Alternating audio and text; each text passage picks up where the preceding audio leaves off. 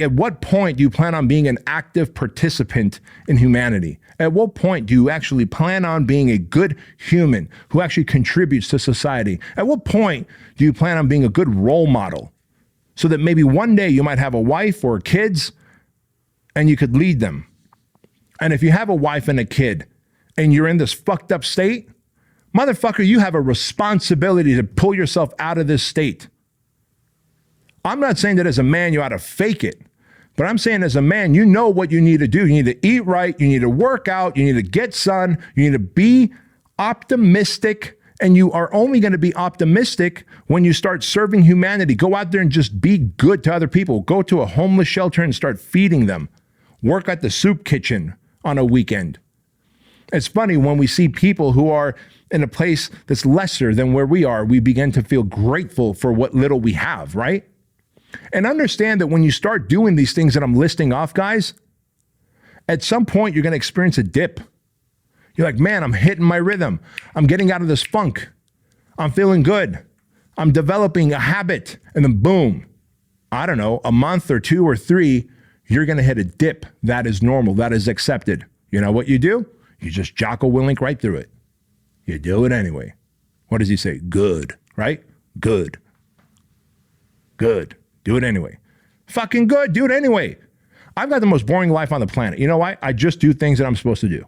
My life is very predictable. I've got a calendar on my schedule that my assistant Joan fills up with coaching calls, coaching people. If I got to take Chloe to a volleyball game, if I got to take Andrew to the dentist, like dad stuff and work stuff and fitness stuff and travel stuff and speaking stuff and coaching stuff. And guess what? I got a predictable life and just serving humanity. And in the process of serving humanity, I serve myself. But the moment you go selfish and you isolate and you're in a dark room, you don't see sun, now you're getting depressed.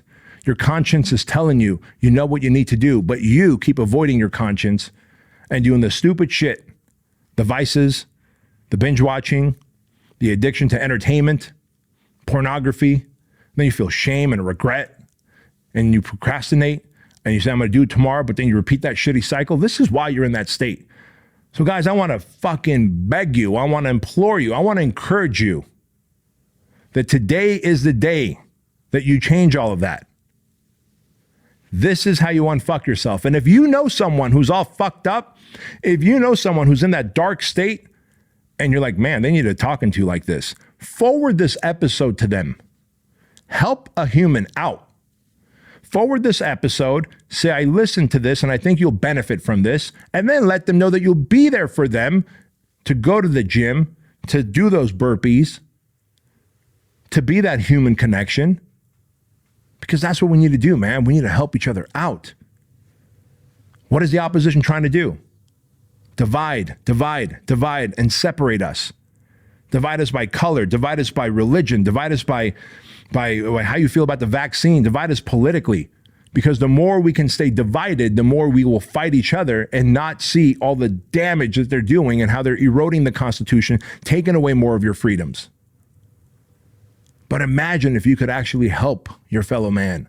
Holy shit, you become an unstoppable force for good. So you know what you need to do. You do it anyway, no matter what. Friends, I hope you got a lot of value from this.